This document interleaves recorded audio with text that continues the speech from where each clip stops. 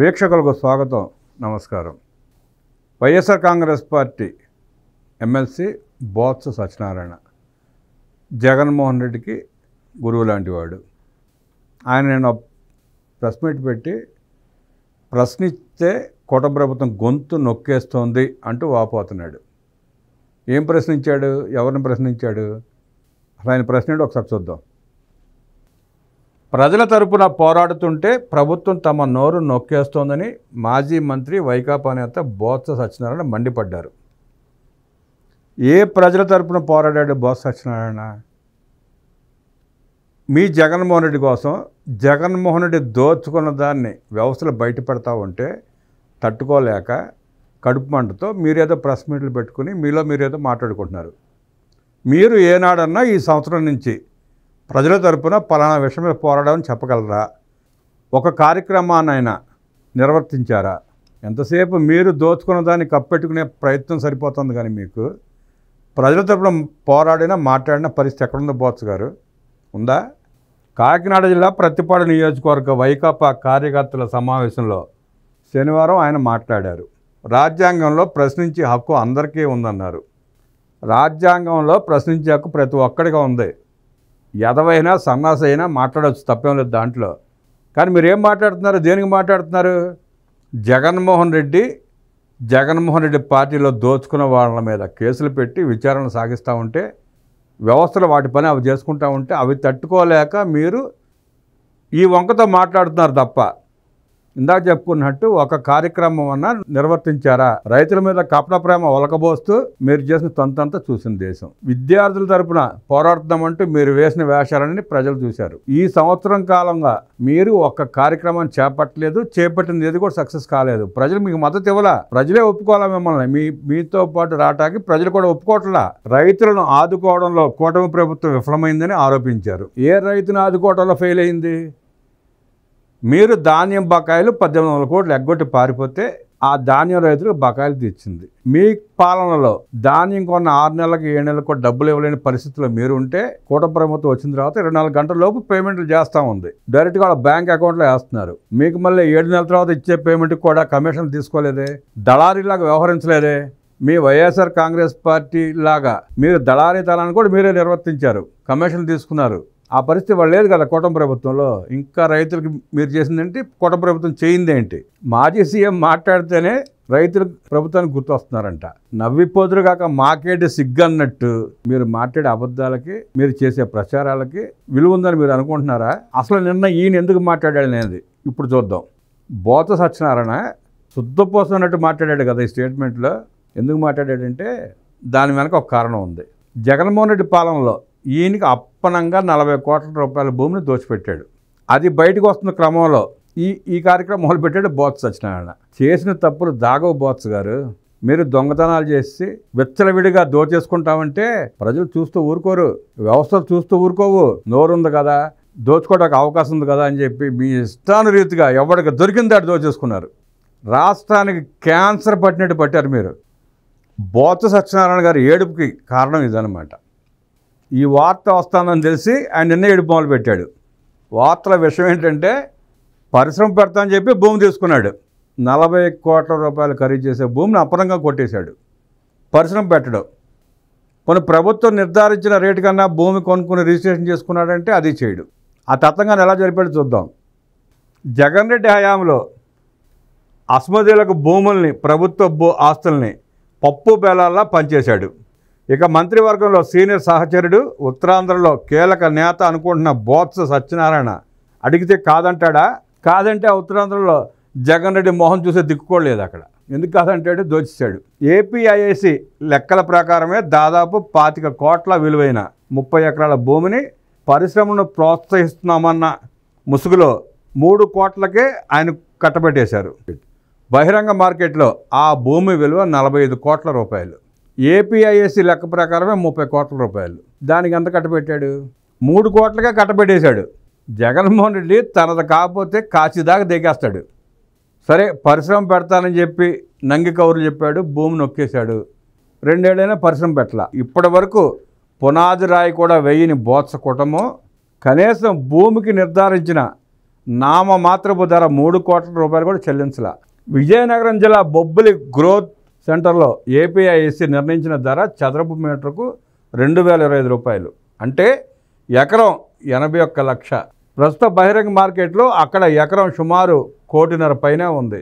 అంత విలువైన భూమిని వైకాపా ప్రభుత్వంలో మంత్రిగా పనిచేసిన బొత్స సత్యనారాయణ కుటుంబానికి అప్పటి సీఎం జగన్ ఎకరం కేవలం 10 లక్షల చొప్పున 30 ఎకరాలని 3 కోట్లకు రాసిచ్చేశాడు.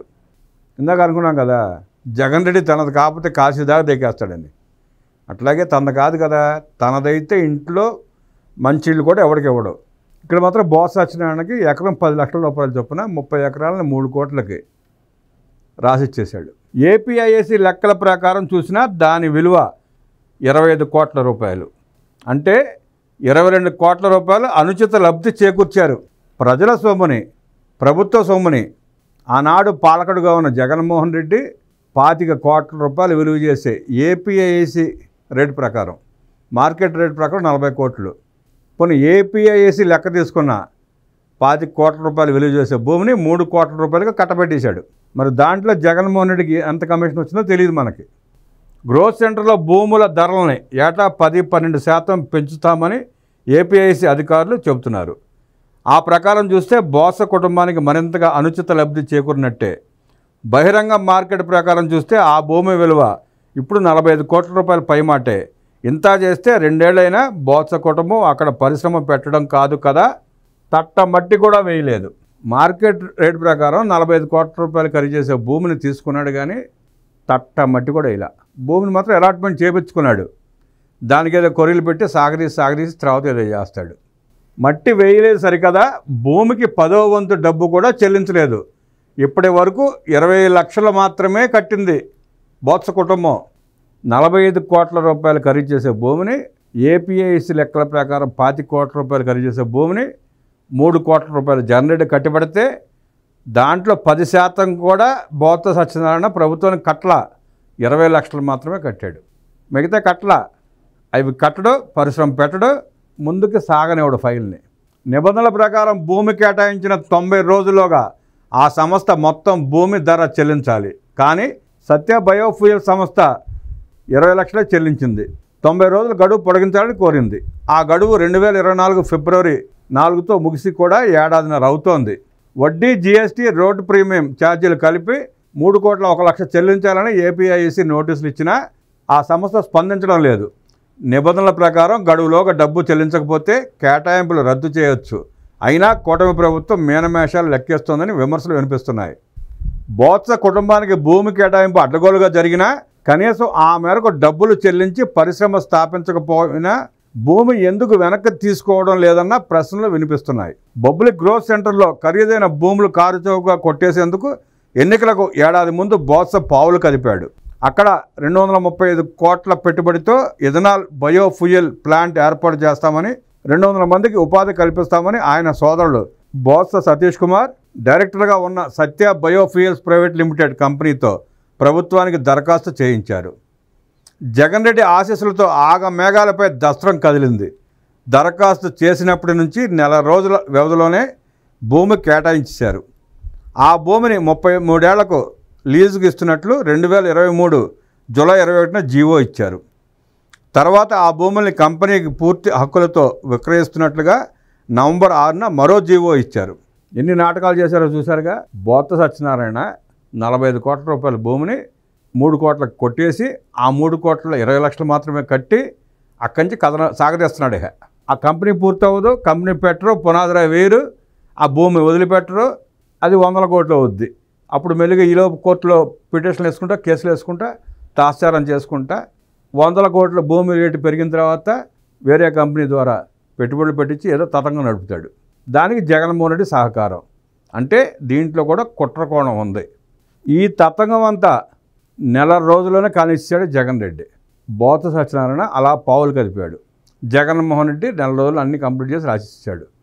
అదే మనం ఒక ఫైల్ ప్రభుత్వానికి సబ్మిట్ చేస్తే నెల రోజుల్లో క్లర్క్ నుంచి కూడా పక్కగా జరగదు.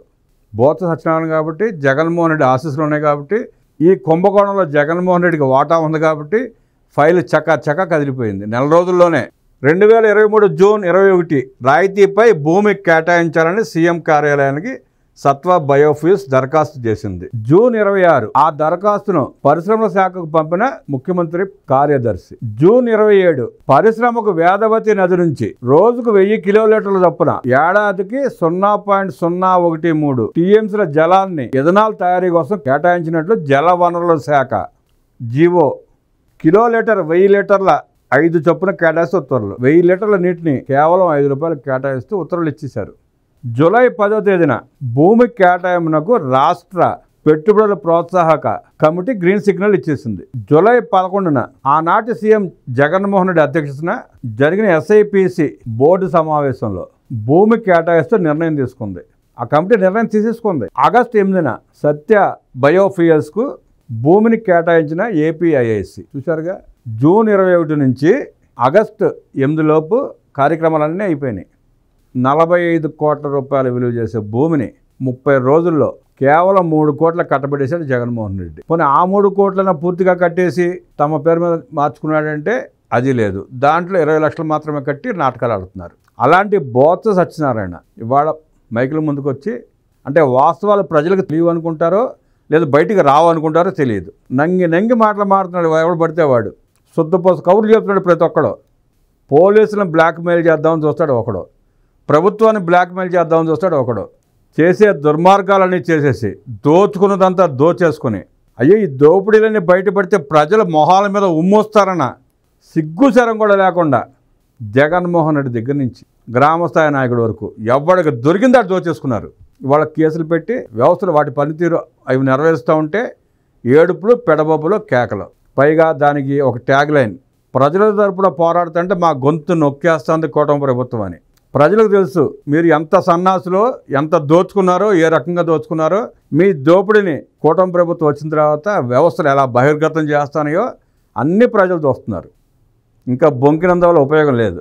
గమ్మును కూర్చుంటే శిక్షలు తక్కువతో పోతాయి.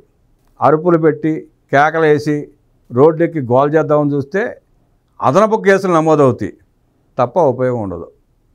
చూశారుగా, ఒక జీవోతో బొత్స సత్యనారాయణ 42 కోట్ల రూపాయల ప్రభుత్వ భూమిని, ప్రభుత్వ భూమి అంటే ప్రజల భూమే, ఎలా నొక్కేశాడో. ఎన్నికలకు ముందేమో ఆ ఉపాధ్యాయుల బదిలీలు అని చెప్పి మనిషి దగ్గర 5 లక్షల రూపాయలు మింగేశాడు. ఆ ఎన్నికలకు ముందే 2 సంవత్సరాల ముందేమో భూమిని నొక్కేశాడు. ఇప్పుడు బయటపడిన ఈ 2 ఇంకా ఎన్ని బయటపడాలో బొత్స సత్యనారాయణ మింగేసిన అక్రమ సంపాదన. వైఎస్ఆర్ కాంగ్రెస్ పార్టీ 5 ఏళ్ల పాలనలో జగన్మోహన్ రెడ్డి దగ్గర నుంచి ఎమ్మెల్యేలు, మంత్రులు, ఎంపీలు, కార్పొరేషన్లు, చైర్మన్లు, డైరెక్టర్లు ఎవరికి దొరికింది వాడు దోచేశారు. ఎవరికి దొరికింది వాడు తినేశారు, మింగేశారు. ప్రజల రక్తం తాగేశారు, ప్రజల మాంసం తినేశారు. ఇంకా వాళ్ళ కడుపు మంట చల్లారలేదు, ఆకలి తీరలా.